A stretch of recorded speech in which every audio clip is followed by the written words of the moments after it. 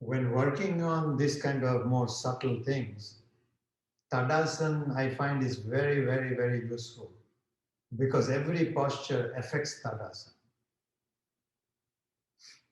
And recognize that when you were seated in Baddha Konasana, whichever groin had more space, whichever femur was more readily moving back, same will happen here. Only the degree differs, that's all. So try and equalize that. You want both the femurs moving away from each other, even stamp on the outer heel. But if there was more space in the right groin, then you want to have a little more relative effort on the left side. The left femur moves a little more towards the left. The left heel is made slightly heavier compared to the right.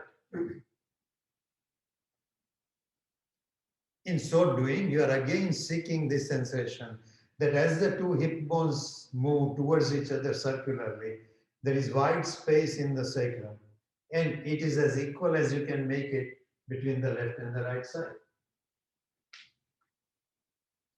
Now, when you're doing something like this, okay, especially when you're doing it on your own, it is wonderful to close your eyes.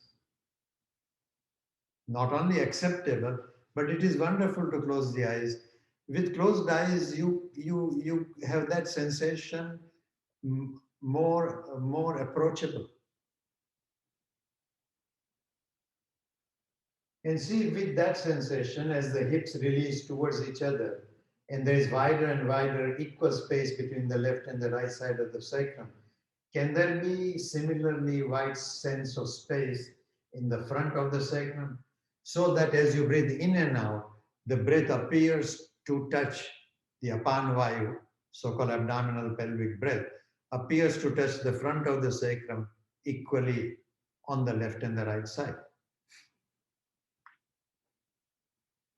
And if so, can that sensation continue from the pelvis, from the sacrum rather, to the tailbone? And if it does, recognizing the sense of space in the tailbone, release the tailbone forward. Wherever there is more space, release that side of the tailbone little more forward, perhaps little circularly.